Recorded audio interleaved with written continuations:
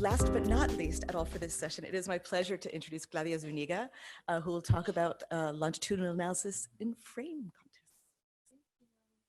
Good morning, everyone.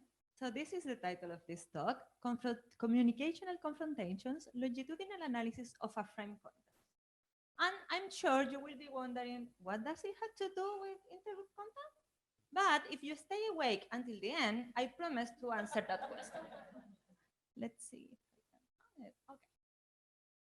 Yeah. So, confrontation between social movement and their political opponents through the media is known as a frame context, and it involves a power struggle to decide which representation of reality is the most accurate. So, frames allow to the development of the concept of ourselves and the others. And this process of this confrontation is seen as a dynamic, evolving, and contentious process, but there is a very few studies on how these frames interact with another. The frame contest between the Magallanes Social Movement and the Chilean government. Magallanes is the southernmost region of Chile and has low temperatures all year round.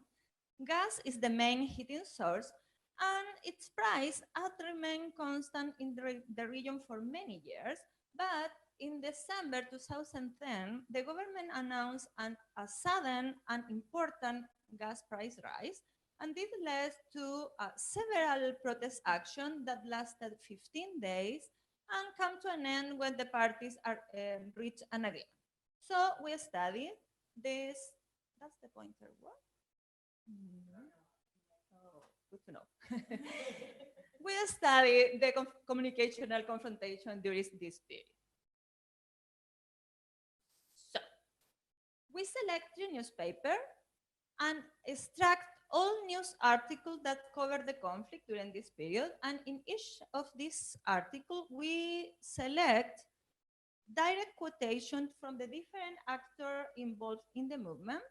We create a coding system, and the first stage of codification refers to the speaker. That could be the social movement or the challengers, the government or defenders, and allies of each. Next, to identify effort to construct a group identity through communication, we register the use of the first person plural, the we.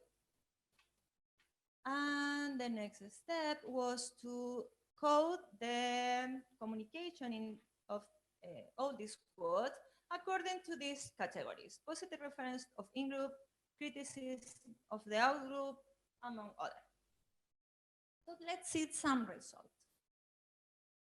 To describe the beginning of this communicational dispute, this graphic shows the proportion of statements made by the different actors from the moment the gas price rise is announced and the beginning of the most massive protest. Here we can see that the first to be quoted in the press were the allies of the challenger, then the government, and only after them, the leaders of the social movement. The government responds very rapidly to the parliamentarians, but then it remains silent while the challengers themselves were caught and only reappear several days later, only when the movement had to be able to conduct very successful demonstrations. So these results reveal the close relationship between political parties and the media, since the formal political actors are quoted before the leader of the social movement. And it also showed that if a movement wishes to enter into a debate with the government, must be able to qualify as a legitimate voice before the public opinion. So, to identify the collective identity promoted by these frames, we can see that the movement used this strategy, the we, constantly since the first major action protest, and there is no change after that. And there are very clear peaks from the government, which are consistent with the moments where the most major protest events occur. There are significant differences between the days when these major protests occur and other days from the part of the government. So we can see from that that for a new group, the build of a politicized identity is a permanent need, but while for the government, it could be a response strategy. Regarding to positive reference to the in-group, we can see that it's a strategy used by both groups, and there are significant differences before and after each major protest event. So we can deduct from this that this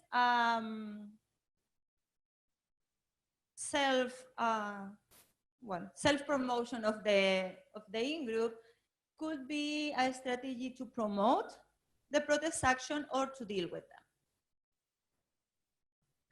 And with regard to criticism of the outgroup, we can see that the movement used this strategy constantly from the first major protest event, but the government only used it toward the end of the protest when they announced several sanctions that will be applied on the demonstrator and when the negotiations were taking place.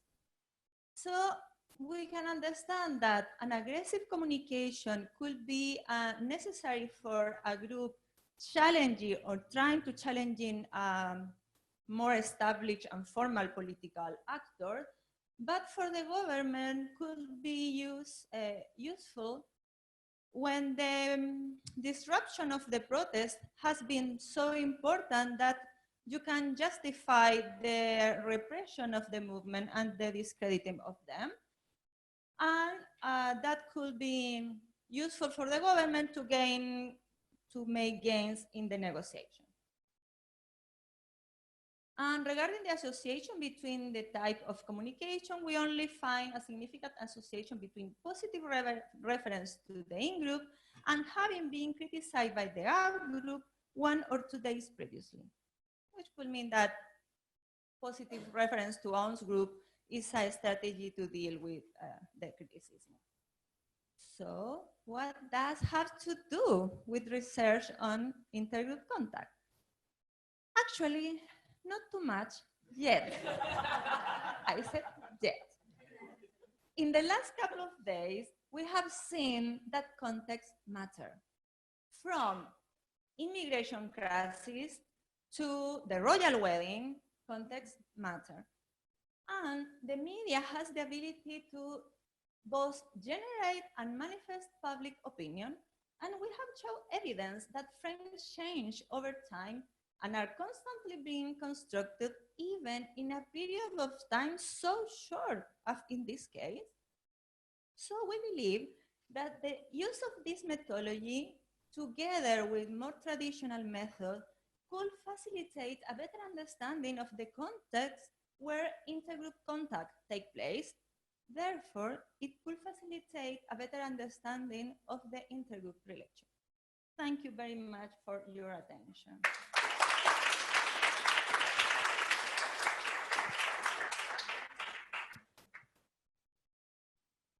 So we have a time for a couple of questions, but I actually just want to highlight the point that Claudia was just making about this being very related. I think one of the common themes that I've seen in this panel of talks is really thinking about developmental processes in so many different ways, right? Thinking about the development of intergroup relationships, the development of friendship networks and how those shift over time, the development of community relations when newcomers come in, and then the development of the context in which contact might take place. So I at least see those as common threads.